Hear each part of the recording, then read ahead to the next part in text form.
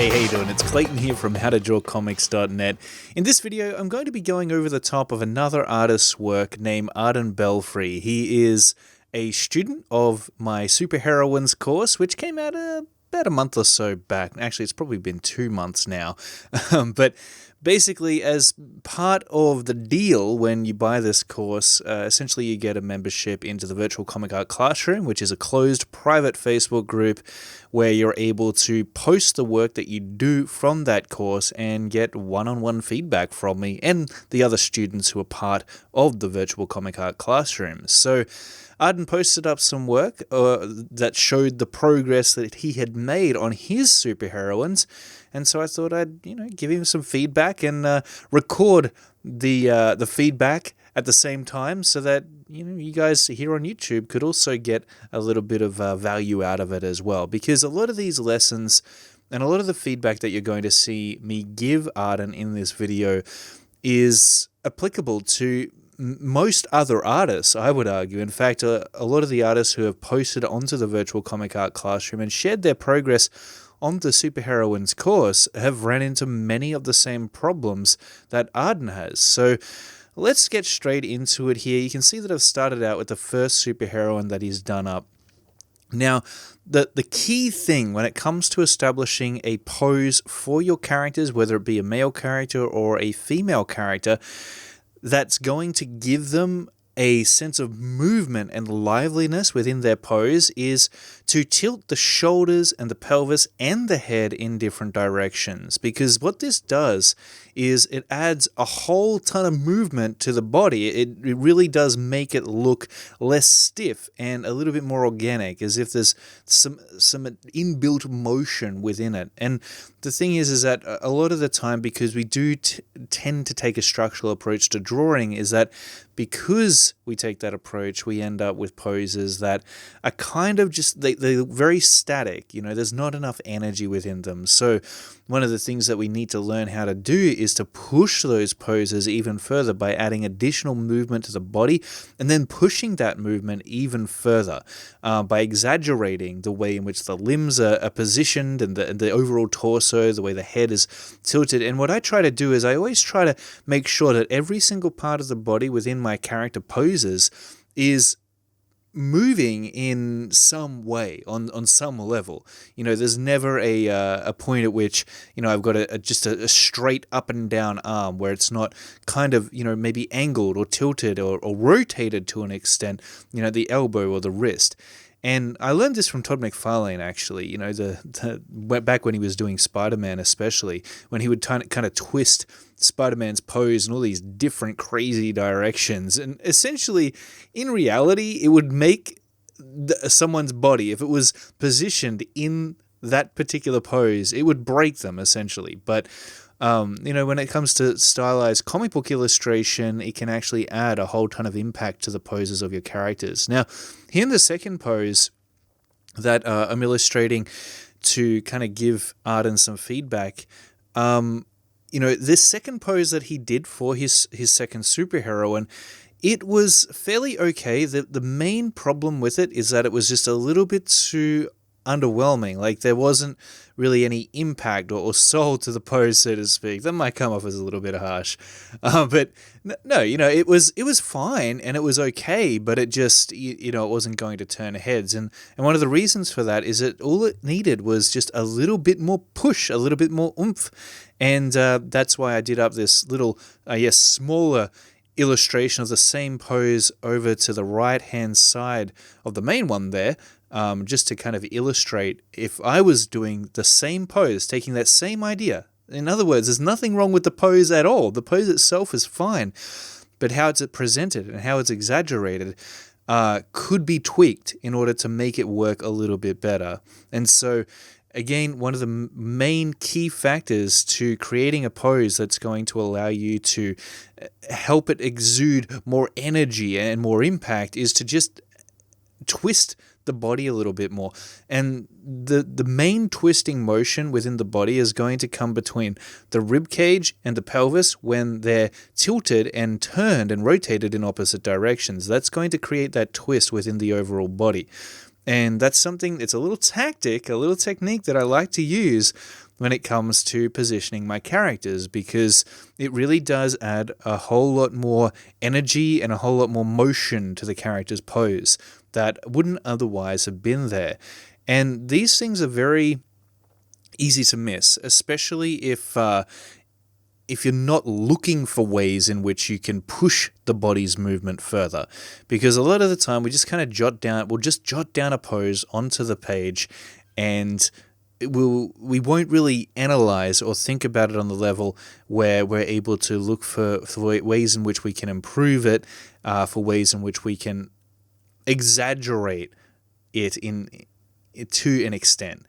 Because, of course, you don't want to exaggerate it too much. That can get and become too overboard, and oftentimes that'll end up with problems of its own in the opposite direction. It's always a spectrum. You've either got a pose which is way too unrealistically exaggerated, or you've got poses which just, they're just lacking a little bit of life.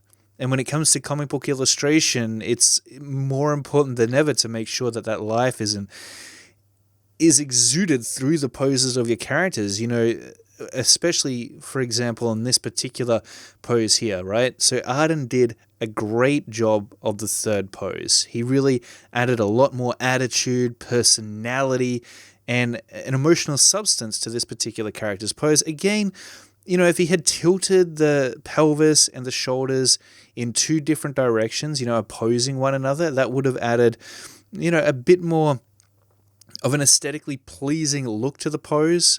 Again, most of the time when it comes to how we're going to balance ourselves out, when we're literally holding our body, for example, if you stand on one leg, your body will naturally balance itself out. But if you really analyze it and ask yourself, well, wait a second, I'm only standing on one leg. Like, how am I holding myself up? Well, you'll notice that it's a very kind of complex,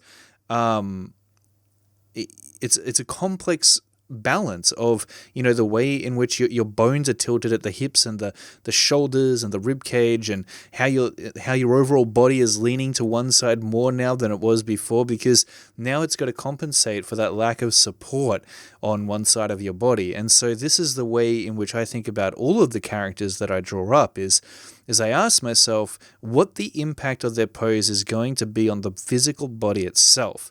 Because in order to pull that pose off, there's going to need to be some logic to it. It's going to have to make sense on some level. And then when you figure out, well, what is it about that pose that's going to allow it to make the most amount of sense, then once you've nailed that, you can push it further. Okay, it's just about pushing it further in the right direction.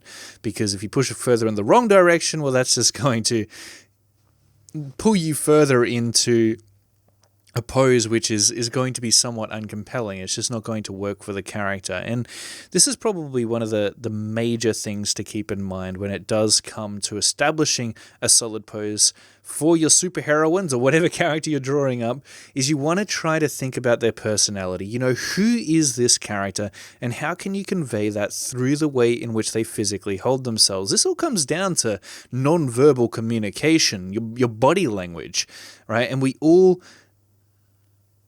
emote that to an extent through the physical way in which we hold ourselves, and of course through the facial expressions as well when you zoom in and you get more detailed.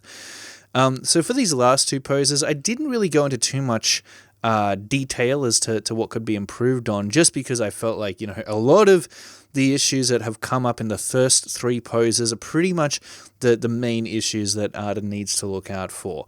And you can see that I've added in a few notes there. I like to try to make these draw-overs and the feedback that I give my students as comprehensive as possible, especially because, when you're taking an online course like the Superheroines course, the one thing that's missing is that one-on-one communication and feedback with the teacher, with the instructor. So I was hoping to kind of close that gap with the virtual comic art classroom, and I think we've done a pretty good job. Like, this is incredible feedback, and I think that a lot of other students, even you yourself watching this video, is going to learn a ton from it.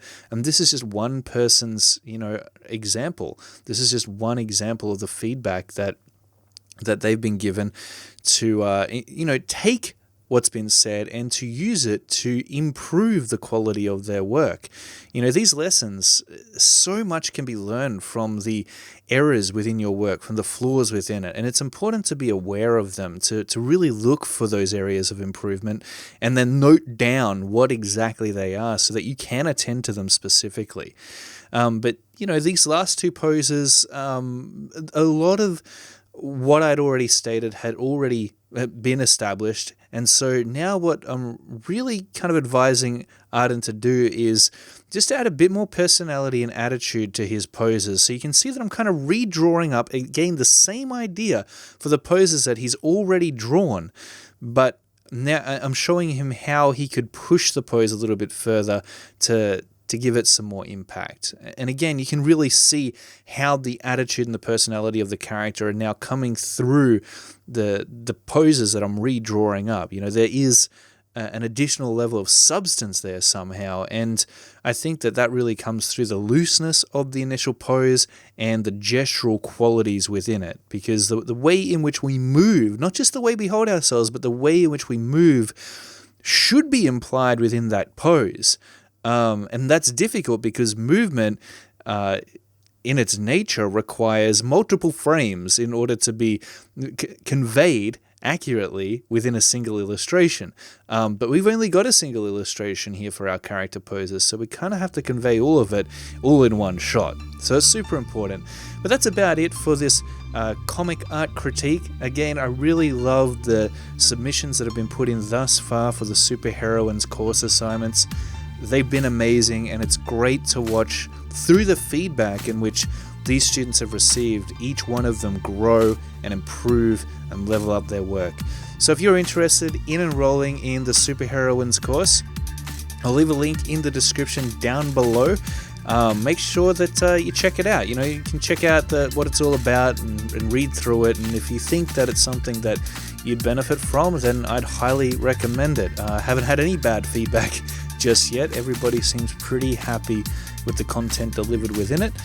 So yeah, Arden, good luck. Thanks a lot for allowing me to give you feedback and share that feedback with the other aspiring comic book artists out there who will also hopefully benefit from it in one way or another. Again, a lot of us struggle with these same problems. Even me still, would you believe it?